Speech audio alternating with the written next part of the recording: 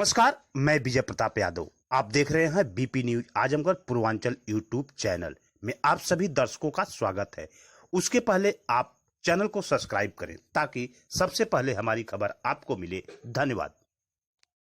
पूर्व मुख्यमंत्री व बसपा मुखिया बहन कुमारी मायावती के निर्देश पर आजमगढ़ जनपद के रवनापार थाना क्षेत्र के पलिया गांव में 5वें दिन महिलाओं द्वारा पुलिस उत्पीड़न के खिलाफ दिए जा रहे धरने में बसपा प्रतिनिधिमंडल के रूप में पूर्व विधायक गया चंद्र दिनकर गांव में पहुंचकर पीड़ित परिवारों से मिलकर उन्हें न्याय का भरोसा देते हुए मामला सदन में उठाने की बात कही। उन्होंने कहा कि जब तक पुलिस प्रशासन व दोषियों पर कार्रवाई नहीं हो जाती है तब तक हम लोग चुप नहीं बैठेंगे। दलितों के साथ जिस तरह से योगी सरकार द्वारा उत्पीड़न किया जा रहा है, इसे दलित समाज कतई बर्दाश्त नहीं करेगा। उन्होंने कई गंभीर आरोप लगाते हुए कहा कि पुलिस को जिन अपराधियों को पकड़कर जेल में डालना चाहिए, उन्हें ऐसे कुकृतियों से बचाने का काम स्वयं कर रही है। वहीं पीड़ित परिवार के मुखिया को मारती पीटती है। पुलिस को जितना गलत करना चाहिए था, मकान तोड़ना और अनाज में पानी डालना, अमानवीय मर्यादा का खुलेआम उल्लंघन करना, महिलाओं के साथ अभद्रता करना, छेड़छाड़ करना, यह कतई हम लोग बर्दाश्त नहीं करेंगे और अपने नेता को, अपने मुखिया को यह बात जाकर बताएंगे और आजमगढ़ के वर्तमान जिलाधिकारी व एसपी को दंडित व बर्खास्त करने के लिए कहेंगे। इस दौरान उन्होंने प्रतिनिधिमंडल में घनश्याम चंद्र खरगवार, पूर्व सांसद व वर्तमान सांसद संगीता आजाद, हरीशचंद्र गौतम, विनोद नीलम कुशवाहा, जिला अध्यक्ष अरविंद कुमार गौतम, रमेश कुमार, अश्वनी कुमार व विधानसभा अध्यक्ष सीपी विमल चंद्र, दुर्गा यादव के साथ साथ बसपा के कई नेता। सर, आज आप पलिया गांव में आए हैं जहां पर दलितों के साथ पुलिस उत्पीड़न हुआ है, इस पर आपका क्या कहना है? देखिए, 29 जून को कोई झोला छाप डॉक्टर है जिसके लड़के ने गैर कानूनी और ऐसी बदतमीजी जिसे कानून में अपराध माना जाता है, जो अमानवीय है, किया था, जिसका उल्लंघना देने परिवार के कुछ लोग गए थे, जिन्हें उस आरोपी ने, उसके सहयोगियों ने और कुछ तथाकथित नेताओं ने उन्हें मारा पीटा। उल्टा उन अपराधियों ने पुलिस को बुलाया। पुलिस लगभग 4 बजे इस गांव में आई और जहां अपराधी को पकड़ करके बंद करना चाहिए, उसके खिलाफ मुकदमा कायम करना चाहिए था, ऐसा न करके उसके पक्ष में पीड़ित परिवार के लोगों में से जो मौजूदा प्रधान हैं, उनके पति श्री मुन्ना पासवान को खींचातानी की, मारा पीटा, जिसके मुंह से ब्लड आने लगा। और ऐसा देख करके मोहल्ले के लोगों ने विरोध किया। वे सिपाही यहाँ से तो चले गए, लेकिन फिर पर्याप्त मात्रा में 8-9 बजे कई थानों की फोर्स आई और जितना करना चाहिए, जितना गलत करना चाहिए उतना किया गया। लोगों के घर तोड़े गए, बर्तन तोड़ दिए गए, बिजली काट दी गई, पानी की सप्लाई काट दी गई, अनाज पानी बर्बाद कर दिया गया, सारे कीमती गृहस्थी का सामान तोड़ दिया गया, नकदी और जेवरात भी लूटी गई। ये तांडव नृत्य कई घंटों तक इस जिले के कप्तान की मौजूदगी में होता रहा। जेसीबी ला करके, 3 जेसीबी ला करके, और इस तरह से घरों को तोड़ा गया है, बर्बाद किया गया कीमती मकानों को। और जो मकानों के अंदर ज़रूरी चीज़ें थी, दस्तावेज थे, मोटर गाड़ियाँ थीं, ट्रैक्टर थे, लैपटॉप थे, जो भी जरूरी सामान गृहस्थी का था, पलंग हो, कपड़े हो, सारा नष्ट कर दिया गया, बर्बाद कर दिया गया। उत्तर प्रदेश में इस तरह की घटना हमने नहीं देखी है। जो बहुत बड़े अपराधी हैं, जिनके खिलाफ तमाम नरसंहार जैसे मुकदमे कायम हों, डकैतियां कायम हों, ऐसे अपराधियों के साथ भी इस तरह का दुर्व्यवहार नहीं किया गया। क्योंकि ये अनुसूचित जाति के लोग हैं और लगता है उत्तर प्रदेश सरकार की निगाह में ये उत्तर प्रदेश के रहने वाले नहीं हैं, इंसान नहीं।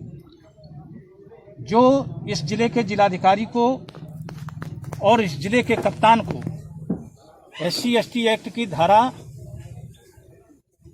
6, 8, 9 और 10 के तहत जो कर्तव्य है उनका, उस दायित्व का निर्वहन नहीं किया।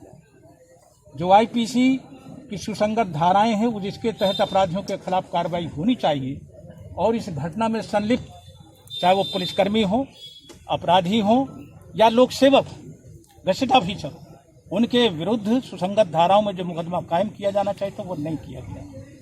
इतना बड़ा आर्थिक नुकसान और इतना विधि और न्याय के विरुद्ध तथा मानवता के विरुद्ध ये तांडव किया गया है, जिसकी निंदा जितनी की जाए वो कम है। उत्तर प्रदेश सरकार में ये ताकत है और जनता द्वारा चुनी हुई सरकारों को ये ताकत दी जाती है।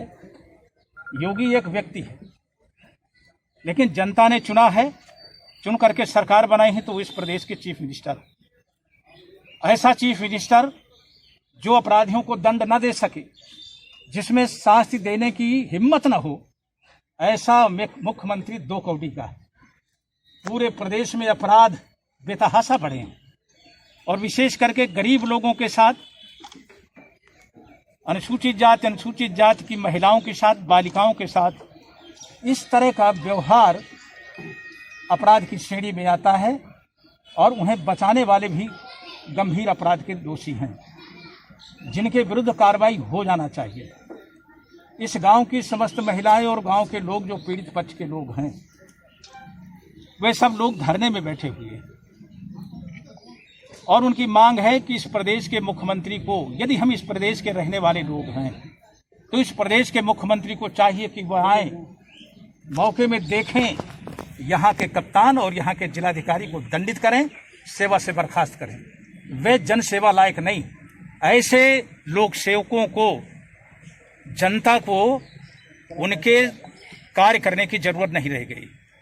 ये लोग काम करें, जिलाधिकारी रह करके काम करें, पुलिस अधीक्षक रह करके इस तरह का काम करें, तो जनता को ऐसी सेवाओं की आवश्यकता नहीं रह गई। वीरों कैसी बेलगाम है और लगाम लगाने का काम बहुजन समाज पार्टी करेगी।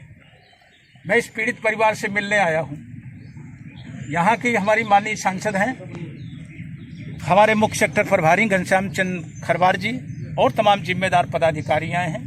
मैं इनको बोल के जाता हूँ कि जो मैंने दशा देखी है, न तो इनके पास खाने की व्यवस्था है, न लेटने की व्यवस्था है और न जान माल की सुरक्षा की व्यवस्था है। प्राण भय बराबर बना हुआ है। ऐसी दशा में मैं अपने पदाधिकारियों से कह के जा रहा हूं कि जो भी इनके भरण पोषण के लिए, खान पान के लिए जो जरूरी चीज है, इनकी इमदाद की जाए। इनको कल ही आकर के इनकी आर्थिक मदद की जाए।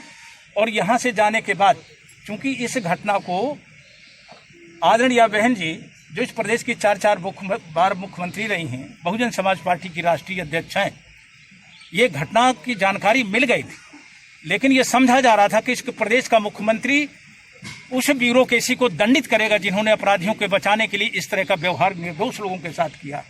लेकिन अभी तक कोई सुधार नहीं आया।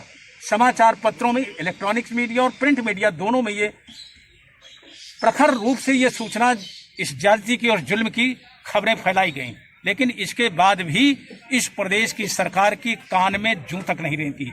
इसलिए आदरणीय बहन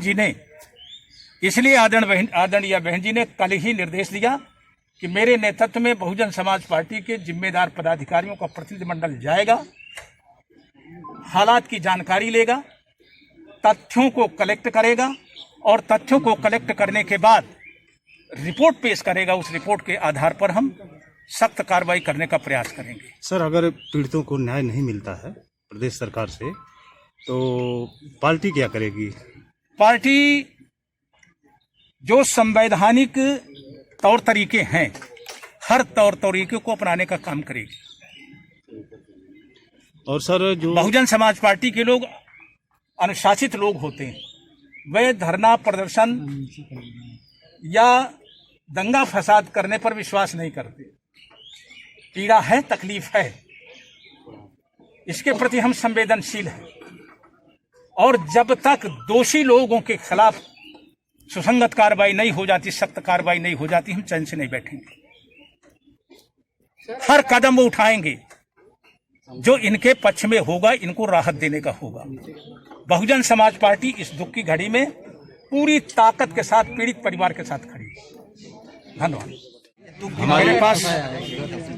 मेरे पास प्रिंट मीडिया और इलेक्ट्रॉनिक्स मीडिया की जो रिपोर्टें, उसके अतिरिक्त जो पीड़ित परिवार है, पीड़ित परिवार के मौखिक बयान जो दिए गए, लिखा पढ़ी में इन्होंने क्या दिया है, क्या नहीं दिया, कानून का और कार्रवाई का अंग वो होंगे। मुझे तो यह भी बताया गया कि इस जिले के एडीएम हों या जिलाधिकारी हों, जिन्हें SC/ST एक्ट के तहत भारत सरकार से बाकायदा निर्देश हैं कि ऐसी घटनाओं में धारा 6, धारा 8, धारा 9 और 10 के तहत जिले के कप्तान को और जिले के जिलाधिकारी को जो अधिकार हैं, वो उन्हें 24 घंटे के अंदर पूरा करके शासन को रिपोर्ट दे देनी चाहिए। ये जो आर्थिक नुकसान किया गया, तोड़फोड़ किया गया है, ये अपराध तो है, लेकिन इसकी भरपाई कौन करेगा? जिन लोगों ने तोड़ा है उनसे भरपाई कराई जाएगी। तो मुझे लगता है कि अभी भी कानून का ज्ञान नहीं है, दायित्व और कर्तव्यों का ज्ञान जिस जिलाधिकारी का न हो, कप्तान को न हो, ऐसे लोगों को सेवा में रहने का कोई हक नहीं है और इसके लिए हम काम करेंगे। पीड़ित परिवार मांग किया था, उस मांग के आधार पर केवल SO रोनापार को ही निलंबित किया गया, न कि थाने। जो भी दोषी होगा, चाहे पब्लिक का व्यक्ति हो, कांस्टेबल हो, CO हो, इंस्पेक्टर हो, SP हो, DM हो, जो भी इसके लिए दोषी हैं, और वे भी दोषी हैं जो मौन हैं, इतना बड़ा अपराध होने के बाद भी मौन है, वो भी इसके लिए दोषी हैं। सबके खिलाफ कार्रवाई होगी। ठीक है।